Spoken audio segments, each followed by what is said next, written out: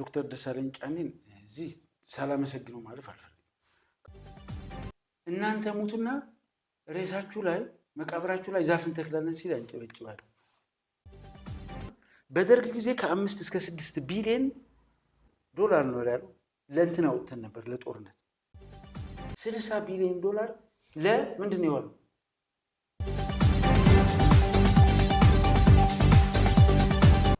ሰሞኑን ጠቅላይ ሚኒስትር አብይ አህመድ ስድስተኛውና የመጨረሻው የዓመቱ የአፈጻጸም ሪፖርት ለፓርላማ አቅርቧል።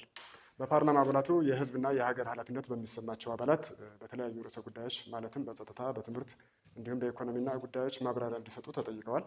በተጨማሪም በአንዳንድ የሀገርና የህዝብን ወደ ጎን በመተው የፓርላማ የመወድስ አብይ አዳራሽ አድርጎ በሚመለከቱ አካላትም የመወድስ ጥያቄ እንደ ጥያቄ ሆኖ ቀርቧልና በአጠቃላይ በእነዚህ ጉዳዮች በየተራ እናያቸዋለን አንኳር ጉዳዮችና በመጀመሪያ የፓርላማው ኢትዮጵያዊነት እንዴት አዩት? አዎ እንዳልከው ይሄ የ5 ዓመቱ የመጨረሻው ጉባኤ ነው።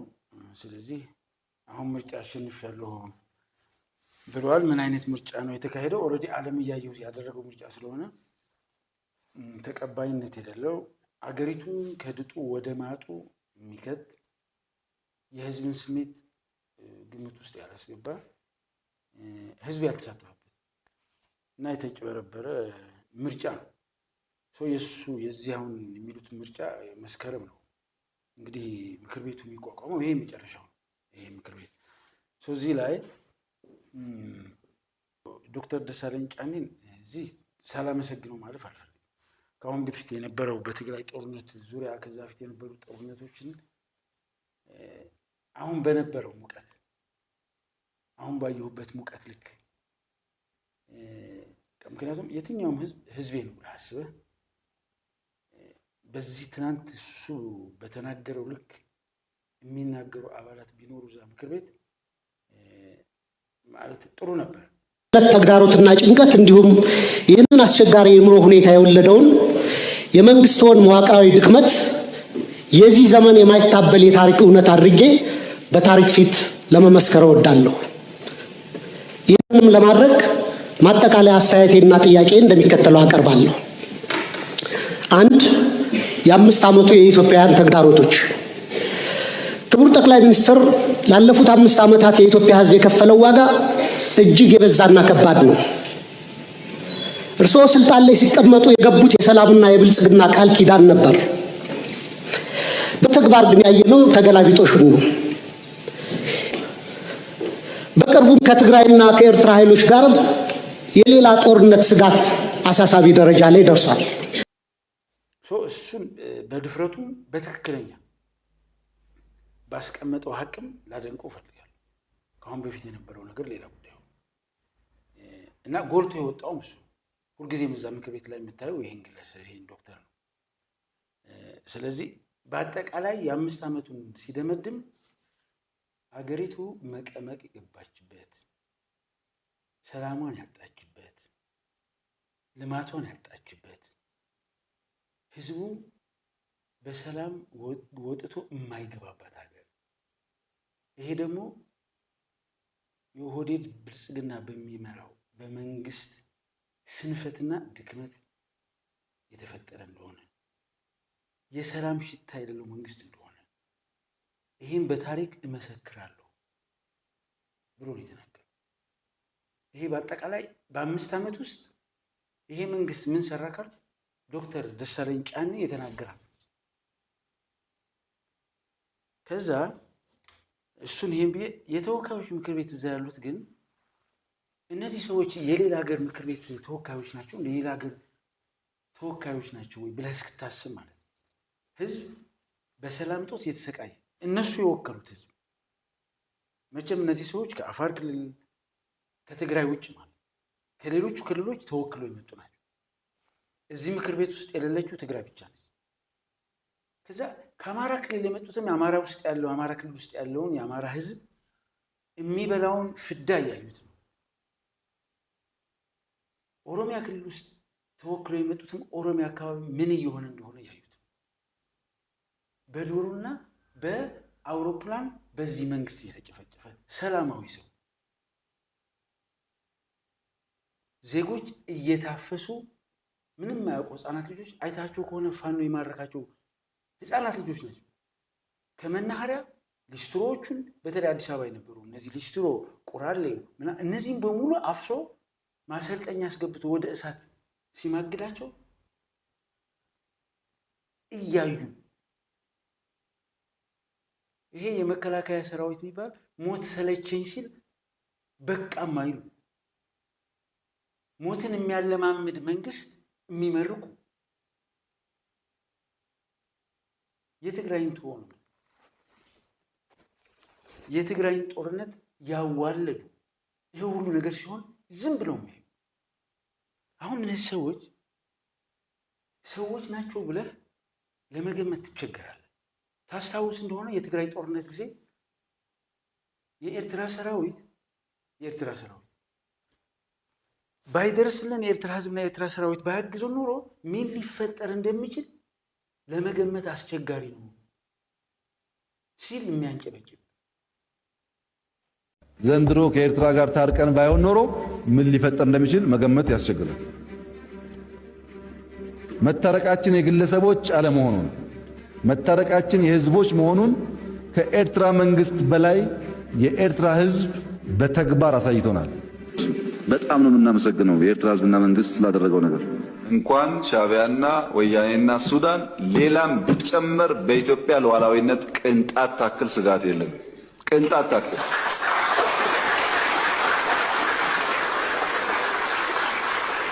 ያን ለመከላከል የሚያስችል ብቃት እየገነባን ያለነው ጊዜው ሲደርስ እንዳስፈላጊነቱ እንገልጻለን። እኛ ስጋት የለብንም። ትናንትና ምክር ቤቱ ላይ ደግሞ ትግራይ ኤርትራና ሱዳን አይደለም ሌላም ተጨምሮ ቢመጣ የኢትዮጵያ ዳር ድንበር ንቅንቅ አይልም፣ አይደፈርም። ከዛ ንግግሩን አይተው ከሆነ የሰፈር ልጆች አንተ ጋር ሲበሻሸቁ ተስፋ ቆርጠው ሲያበሽቁ ማለት ተስፋ የቆረጠ ሰው ሲያበሽቅህ አይነት ንግግር ነው የተናገረው። ይሄን ሲነገር ያንጨበጭባሉ። እናንተ ሙቱና ሬሳችሁ ላይ መቃብራችሁ ላይ ዛፍ እንተክላለን ሲል ያንጨበጭባል። አሁን እነዚህ ሰዎች የሰዎች ስብስብ ናቸው ብለህ እንዴት ልትቀበል ትችላለህ?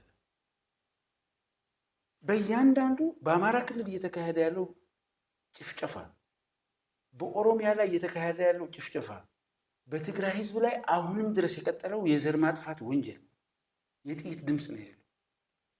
በድሮን 2-3 ጊዜ እንደዛ ሲያደርግ የትግራይ ህዝብ ነዳጅ ሲከለከል ደሞዙም ባንክ ያለው ገንዘቡን በአግባቡ እንዳይወስድ ሲከለከል የሰራተኞች ደሞዝ ሲከለከል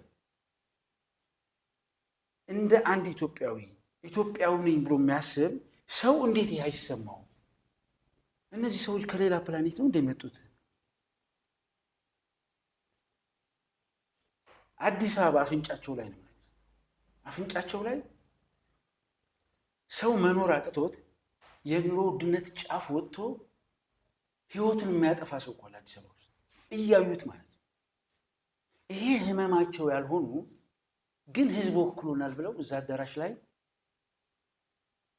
ይህን ሁሉ መከራና ስቃይ በዚች ሀገር ላይ ላመጣ ሰው ያ ትልቅ ሰውዬ ራሰ መላጣ ተነስታችሁ አንጨብጭቡልኝ ሲል እንደ ማህበረሰብ እንደ በከትን ነው የምታየው። እርስዎ ሳይንሳዊ አቀራረብ በእውቀት በፈጠራ የሀገር ግንባታን በተቀናጀ እይታ የሚመራ አመራር በመላ ሀገሪቱ እየተገበረ ያለው የኮሪዶር ፕሮግራም በከተሞች ልማት ታሪክ ውስጥ ለውጥ ፈጣሪ አዲስ የኢትዮጵያዊ ፍልስፍና እይታና እርምጃ መሆኑን ብዙዎች ይመሰክራሉ። እነዚህ ስራዎች ቀድሞም ነበሩ ቢኖሩም የአሁኑ ፍጥነትን፣ ጥራትን፣ ተወዳዳሪነትን ያመጣው በእውነት በዚህ አጭር ጊዜ የእርሶ ቪዥን፣ የእርሶ አፈጻጸም፣ የእርሶ ማበረታታት ነውና እሱ ብቻ ሳይሆን የእግዚአብሔር ጣትም የሚሉት አለ፣ ዲቫይን ኢንተርቬንሽን። ይሄ በታሪክ ታይቶ አይታወቅም። ሰው እንዴት የህዝቡ ህመም አይሆንም? ከዛ ትልቅ ሰው ነህና ወክለናል ብለው ምክር ቤት አስገብተው ታጨበጭባለ በዚህ ልክ እነዚህ ሰዎች በሆነ ሰዓት ነው በዚች አገር ተበጥብጣ ሰው እየሞተ እጃቸውን እያወጡ ሲወስኑ የነበሩ ሰዎች ትናንትም ተነስተው ሲያንጨበጭቡ አይታችኋል።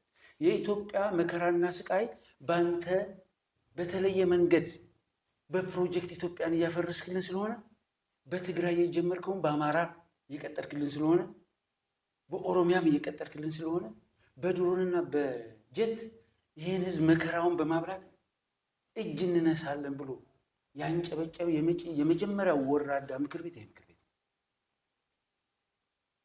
በዚች ባንጨበጨበች እጃቸውና ተነስተው በዚህ ህዝብ ሞትና መከራ በቀለዱት ልክ ሂሳባቸውን ያወራርዳሉ። ይህች ሀገር ነገ ሰላም ትሆናለች። መንግስት ይሄዳል፣ መንግስት ይመጣል፣ ህዝብ ግን ይቀጥላል። ይሄ የሁሉ መከራና ሞት ያየ ህዝብ በህግ ይጠይቃቸዋል፣ በህግ ይፋረዳቸዋል። ለነዛ ለወከላቸው አንድም ቀን ድምፅ ሆነው ለዚህ ህዝብ ሲወግኑ ተሰምቶ ያውቁ። ሞትን ለሚያለማምድ መንግስት እንዴት አንተ ከመቀመጫ ተነስተህ እግዚአብሔር ይስጥልኝ ትላለህ? እነዚህን ሰዎች ኢትዮጵያውያን ናቸው ብዬ ለመውሰድ ይቸገራሉ። መቸገር ብቻ ሳይሆን የዶሮ ስብስብ ጭንቅላቷ ትንሽ የሆነ ዛሬ ጭራ ብቻ የምትበላ ኢቭን የበላችሁን ግድ ምንድን ነው ያልከው? የበላችሁን የምታውቀው ከበላችሁ በኋላ ነው። አሁን በዚህ ደረጃ የወረዱ ሰዎች ይህን ህዝብ ወክለው ትግራይን አይወክሉም፣ ቶታሊ ሊወክሉም አይችሉም። ከዛ እንደ ኢትዮጵያዊ አክት ያደርጋሉ እንዳለ ትግራይ በዚህ መከራ ውስጥ እንኳ ሆና ለወከሉት ህዝብ ያልሆኑ እነዚህ ለትግራይ ህዝብ ይጨነቃሉ ብዬ አላስብም። ለዛ ለወከላቸው ህዝብ እኮ ድምፅ አልሆኑ። እርግጠኛ ነኝ ግን አንድ ቀን ፍርድ ይመጣል፣ ይጠየቃሉ። እነሱ ምክር ቤት ላይ ሆነው እያንዳንዷ ጥይት ወደ ህዝብ እንድትተኮስ እያዩ መንግስትን ነውር ነው እስካላሉ ድረስ ይጠየቃሉ።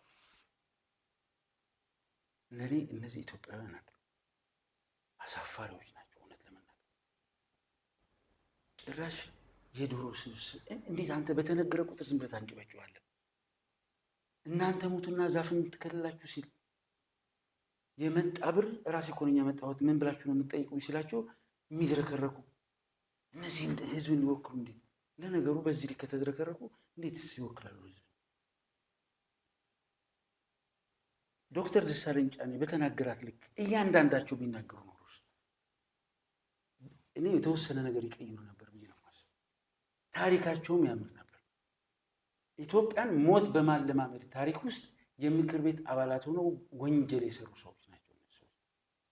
ስለዚህ የኢትዮጵያዊነት ደምን የኢትዮጵያዊነት ስነልቦናም የሰውኛ ባህሪም እንደ ሰው አክት የማድረግ ባህሪም የላቸው።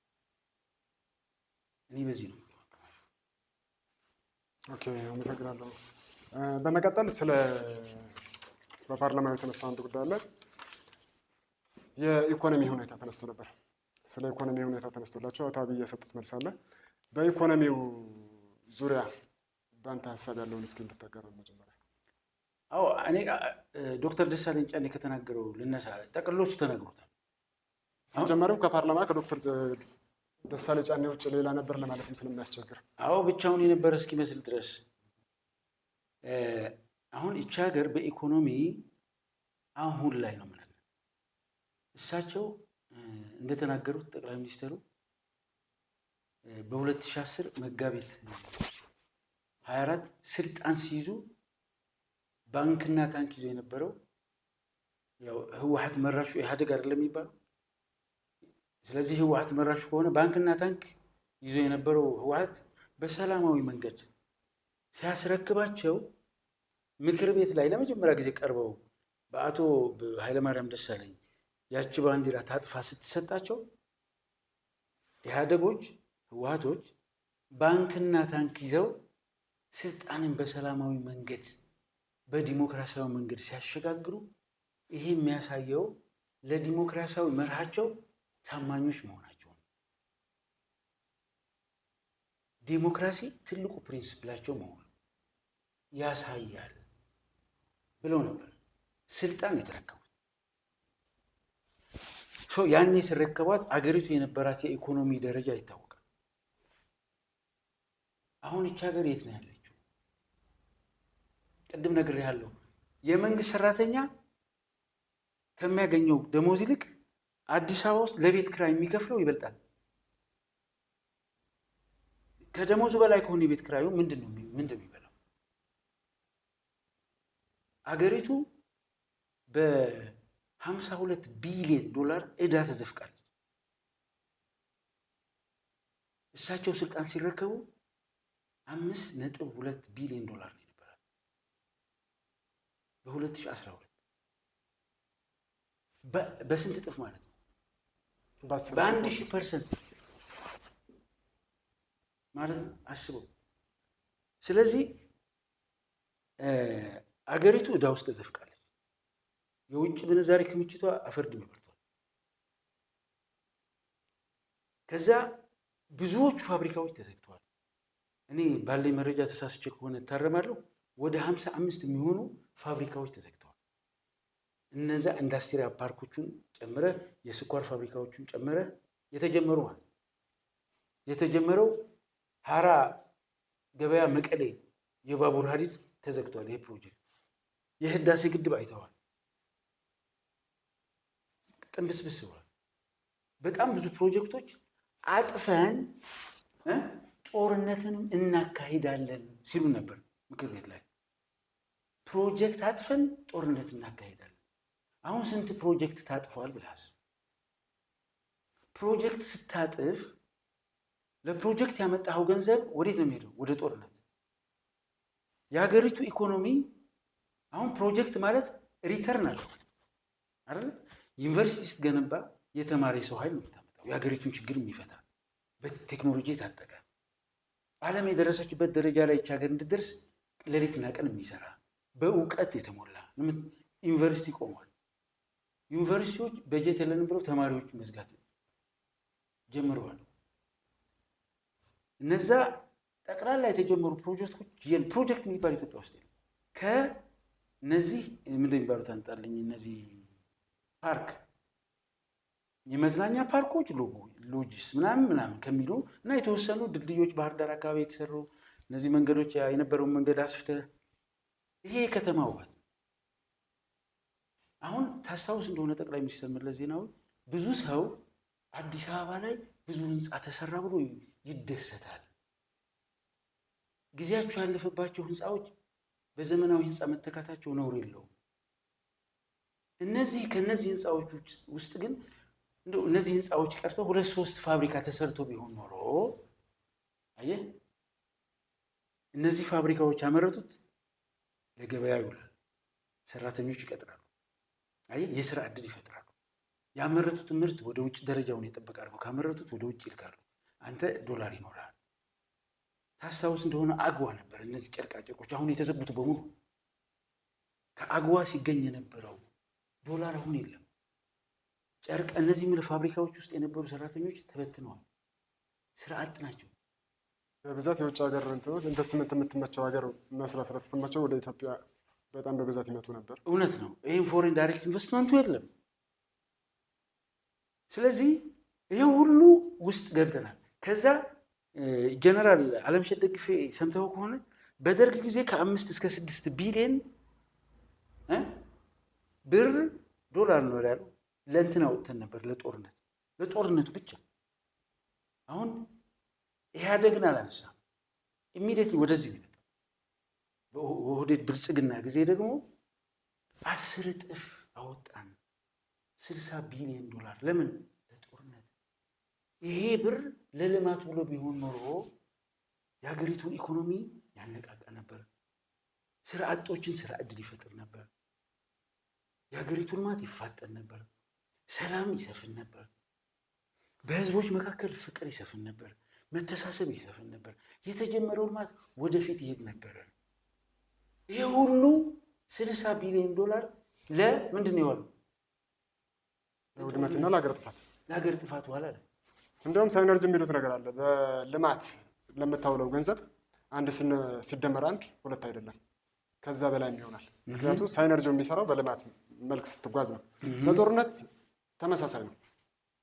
ፌል ስታደርግ ዳብል ፌል ነው የምታደርገው። ወጪው ብቻ አይደለም ፌል የሚሆነው። የሀገሪቱ ኢኮኖሚ የላሸቀ እንደሆነ የዓለም ተቋማት ትልልቅ ተቋማት በአገራት የኢኮኖሚ ደረጃ ጥናት የሚያደርጉ አገራት ሳይቀር ይች ሀገር ብድሯን መመለስ የማትችል አገር ሆናለች ብለው እኮ ኦፊሻል አውጥተዋል። ብድር መመለስ የማትችል ከሆንክ ሀገራት ብድር አይሰጡም።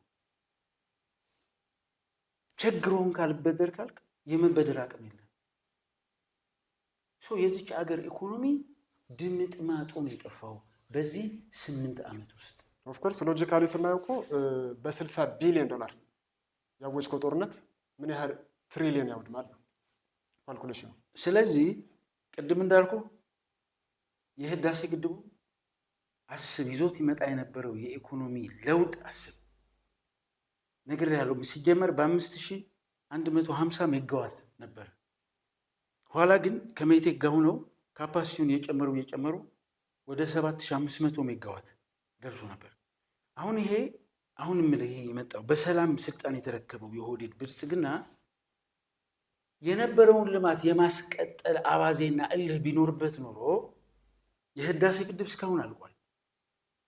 ከ7500 ሜጋዋት ከሱዳን ጋር የነበረ ግንኙነትን አስበው እንዴት ሊያጠናክረው እንደሚችል፣ ከኬንያ ጋር የነበረ ግንኙነት እንዴት ሊያጠናክረው እንደሚችል፣ ከጎረቤት አገራት ጋር ኢነርጂ በመሸጥ የምትሸጠው በዶላር ነው። የሀገርህን ኢኮኖሚ እንዴት ከፍ ያደርግልህ ነበር።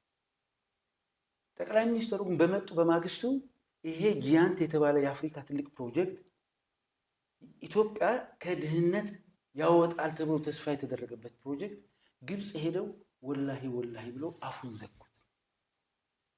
8 ዓመቱ ነው። ይሄ ትልቅ የሀገር ኢኮኖሚ ውድቀት ነው። ኢኮኖሚ ብቻ አይደለም፣ የህዝቡን አንድነት ማፍረስ ነው። አገሪቱ በዚህ ልክ ነው መቀመቅ የገባችው። ከ26 ሚሊዮን ህዝብ በላይ አሁን አስቸኳይ እርዳታ ያስፈልገዋል ይላል የዓለም አቀፍ ተቋሙ። 26 ሚሊዮን ህዝብ። እሳቸው ግን ሲመልሱ ከአሁን በፊት ከነበረው በተለየ በኢኮኖሚ ጫፍ ደርሰናል፣ ዓለም እንዴት ብላችሁ ነው ይሄን ኢኮኖሚ ያመጣችሁት እያለች እየተደመመች ነው። ይቺ የእሳቸውን የኢኮኖሚ ለውጥ አይታ የተደመመች ዓለም የት አካባቢ ነው ያለችው? ያቺ የምናውቃት ዓለም እኮ ኢትዮጵያ ዘግታለች እኮ እያለች በኢኮኖሚ ሾቃለች። ብድር ማትመልስ አገር ናት። ፕሮጀክቶቿን በሙሉ ቁርጥማ አድርጋ ይበላች። ዜጎቿን ስራ ፈት ያደረገች አገር ናት ብለው እኮ ደምድመዋል። የዓለም ሚዲያ ብሮዝ ማድረግ ትችላለህ። ከየት ወዴት እንደዘቀጠ አስብ። ከሀራ ገበያ መቀሌ ያለው ፕሮጀክት እኮ የባቡር ፕሮጀክት ትልቅ የኢኮኖሚ እንቅስቃሴን የሚያፋጥን እኮ ነው። ይህን ጥርቅም አድርገህ ዘግተህ የንግድ እንቅስቃሴው በዚህ ፍጥነት እንዳይሄድ አድራሻውን አጥፍተህ የት አካባቢ ያለ ነው ያ ኢኮኖሚ? የትኛዋ ሌላ ዓለም ሌላ ፕላኔት አለች? ስለዚህ ዓለም ጥናት አድርጋ ልክ ነው አበጃችሁ የምትል። ስለዚህ የኢትዮጵያ በኢኮኖሚ አሁን ያለው ሀቅ ለሰራተኞቿ ደሞዝ መክፈል ያቃታታል። የመንግስት ሰራተኛ ሁሉ ኢትዮጵያ ውስጥ ያለው ዜጋ በሙሉ ያ ትንሽ መሬት ያለችው አርሶ አደር እንኳን ሳይቀር ማዳበሪያ እኮ አያገኝም። 85% የዚች ሀገር ኦልሞስት 82 ነው 83 አርባናይዜሽን ትንሽ ስለጨመረ እንትን ማዳበሪያ እኮ አላገኝም። የአርሶ አደሩ ምርትና ምርታማነት እኮ የት እንዳለ የሚያየው ሰው እኮ የለም። ባለፈው ነገር ያለው አማራ ክልል ማዳበሪያ አይደለም። በምን ይረሱ? አርሶ አደሩን የሚንቅ መንግስት እኮ ነው። የኢኮኖሚው የጀርባ አጥንት እኮ አርሶ አደሩ። ለዚህ አርሶ አደር እችን የሚያክል ግምት ሳይጠር ከተማ እያሳመረ የሚውል ያ ደግሞ እችን እዚህ ግባ የምትለው ሪተርን የሌለው ይሄ ሁሉ ቢሊዮን ዶላር አፍስሰ ምንም ለህዝብ የሚጠቅም ነገር የሌለው ከዛ በዚህ ክሳ የሚወርድ መንግስት የኢኮኖሚክስ ስሌቱ የጠፋበት ምናልባት በቱሪዝም እንድታድግና የተሻለ ገቢ እንድታገኝ ተብሎ ቢሆንስ? ቱሪዝም እኮ የጀርባ አጥንቱ አባቱ ሰላም እኮ የቱሪዝም አባት እኮ ሰላም እኮ። ማን ያበደ የውጭ ዜጋ ነው እንደዚህ እየታመሰቻለች? ፊር ሰርፕራይዝ እንደ አፍጋኒስታን እንደ ማነች አንደኛው ሀገር በቃ ጸጥታዋ ያልተከበረ የአሜሪካ ዜጎች የሚፈሯት ሀገር ናት። መንግስታዊ ሽብር የበዛበት ምናልባት አሁን ዜጎቿም ጭምር ዜጎቿ በቃ ሊኖሩባት የተጸየፏት ሀገር እኮ ነው ያደረጋት ይህ መንግስት። ስለዚህ ቱሪዝም የጀርባ አጥንቱ የቱሪዝም ሰላም ነው። የውጭ ሀገር ዜጋ የሚመጣው ሰላም ስትሆን ነው። የውጭ ሀገር ዜጋ ከኤምባሲዎቹ መረጃ ይወስዳል። እኔ ወደዚህ ሀገር ልሄድ ፈልጋለሁና የጸጥታ ሁኔታው ምን ይመስላል፣ እዚህ አካባቢ ልጎበኝ ይፈልጋለሁ ይላል። አይ እዚህ አካባቢ ልክ አይደለም ያለው እንዳትመጣ ካለው ይቆማል። የትኛው ኤምባሲ ነው አሁን ዜጋውና ኢትዮጵያ ውስጥ የቱሪዝም የጉብኝት ስራ ነው እያየሃት አይደል? እንደ ሀገሪቱ እየታመሰ የምትታመስ ሀገር ሲጀመር የቱሪዝም መስህብ የፈለክ ሎጅ ልትሰራ ትችላለህ። በቃ ሎጁ አፉን ከፍቶ ይውላል። የወፎች መጫወቻ ነው የሚሆነው። የትኛው ቱሪስት ነው ይመጣል? ሲጀመር አንተ ለዜጎች ሞት የማትታመም ሰውዬ ለየትኛው ቱሪስት ነው አንተ ልትጨነቅ የምትችለው? መጀመሪያ እኮ ቱሪስት ሊመጣ ህዝብ ሊረጋጋ ይገባል። ቱሪስቶቹን ተቀብሎ በሰላም የሚያስተናግድ ህዝብ ሊኖር ይገባል። ለራሱ ሰላም ኖሮት ለሌላ ሰላሙን የሚያተርፍ ህዝብ አገር ሊኖር ይገባል። የሌለ ቤት አድርጎ ነው ቱሪዝም ይመጣል። ስለዚህ ቱሪዝም አንዱ የኢኮኖሚ አውታር ነው፣ የኢኮኖሚ ምንጭ ነው። ግን አገሪቱ ሰላም እስካልሆነች ድረስ ያንተ የፈለገ ሳይት ይኖርህ ምንም አንተ ሰው ሰራሽ ሎጅ ሰርተህ ቱሪስት ስባለው የላሊበላ ውቅር አብያተ ክርስቲያናት ይበልጣሉ እኮ ቱሪስትን በመሳብ ገራዓልታ ይበልጣሉ፣ አክሱም ይበልጣሉ። ከአርቲፊሻሉ ይልቅ በኦሪጂናሉ ብቻ በቃ ራሱ ይናገራሉ። ይሄኛው አርቲፊሻል ይሄ እንደዚህ አይነት እኮ ቤታቸው አለ። ኦፍ ኮርስ ቱሪዝም ሲባልም እኮ ባለው ጸጋ ነው። ይሄ ላሊበላ መጥቶ የሚያይል ማን ቱሪስት ነው? ላሊበላ ራሱ ሰላም ያላገኘ